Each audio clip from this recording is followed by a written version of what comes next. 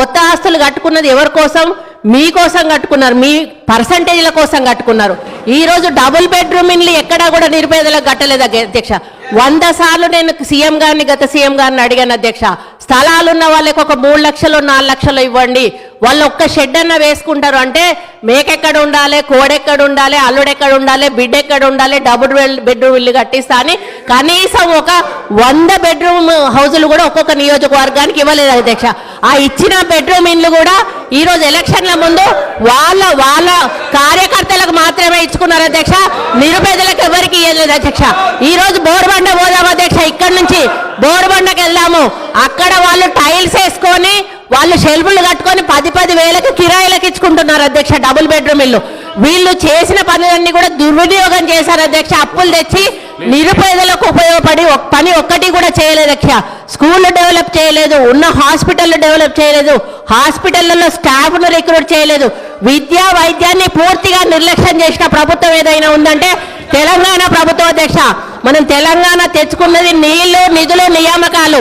ఈరోజు నీళ్లు కృష్ణా జలాలను ఆంధ్రాకు అమ్ముకుంటున్నారు అధ్యక్ష. ఒక్కటి నేను అడుగుతా అధ్యక్ష, పక్క రాష్ట్రాలు అన్నప్పుడు ఫ్రెండ్షిప్గా ఉండాలి అధ్యక్ష. సీఎం కేసీఆర్ కుటుంబం అయ్యో జగన్మోహన్ రెడ్డి ఇంట్లో భోజనం చేస్తారు అధ్యక్ష, జగన్మోహన్ రెడ్డి కుటుంబం వచ్చో సీఎం కేసీఆర్ ఇంట్లో భోజనం చేస్తారు అధ్యక్ష. వాళ్ళ వెనకాలనేమో కేటీఆర్ గారు వెళ్తారు అధ్యక్ష. మామూలుగా ఇద్దరు సీఎంలు కూర్చున్నప్పుడు తప్పకుండా వాళ్ళ చీఫ్ సెక్రటరీ వీళ్ళ చీఫ్ సెక్రటరీ ఉండాలి. ఇద్దరి సీఎంల మధ్యలో ఏం సంభాషణ జరిగిందన్నది ప్రజలకు తెలియదు అధ్యక్ష. ఇన్నిసార్లు వీళ్ళు కలిసినా కూడా వీళ్ళు ఏం మాట్లాడుకున్నారు అనేది ప్రజలకు తెలియదు అధ్యక్ష.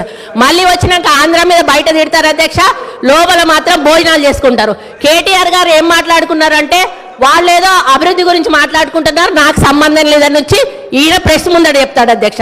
ఈరోజు సెంట్రల్లో నీటి వనరుల గురించి మీటింగ్ పెట్టినప్పుడు ఎంతమంది ఇక్కడ నుంచి పోయారు, ఎవరెవరు పోయారు, ఎప్పుడు సీఎం పోయారు, అదొకసారి చెప్పమన్నాను అధ్యక్ష. ఈరోజు కేంద్రాన్ని ఎందుకు బద్నాం చేస్తున్నారు అధ్యక్ష? ఈ రోజు మోడీ గారితో మీరు సత్సంబంధాలు ఎందుకు పెట్టుకోలేదు? ఈరోజు యాదాద్రి విషయంలో చిన్నజీయర్ స్వామిని ఎంకరేజ్ చేశారు. ఈరోజు ఆయన ఎక్కడో ఒకటి కట్టుకుంటే అక్కడ మోడీని పిలిచిండని ఈరోజు మోడీని పక్కకు పెట్టేసి మోడీతో సంబంధాలు లేకుండా సెంట్రల్ ఫండ్స్ తెచ్చుకోకుండా ఈరోజు కేంద్రం ఇవ్వడం లేదని బద్నాం చేయడం తప్ప అధ్యక్ష. ఈరోజు కేంద్రాన్ని దూరం పెట్టింది వీళ్ళు, కేంద్రం ఫండ్స్ ఉపయోగించుకోండి వీళ్ళు. చాలా ఫండ్స్ ఈరోజు రిటర్న్ పోయినాయి అధ్యక్ష, కేంద్ర ప్రభుత్వ నిధులు.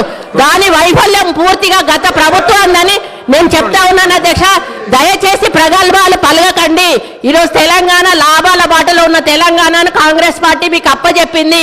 నష్టాల బాటలోకి వెళ్ళి నిరుపేదల జీవితాలు మీరు బాగు చేయలేదు, కేవలం పెద్దవాళ్ళని బాగు చేశారు, పేదోళ్ళని ఎక్కడున్న వాళ్ళని అక్కడ ఉంచారు. ఈ వాస్తవాలను ఒప్పుకోవాల్సిన బాధ్యత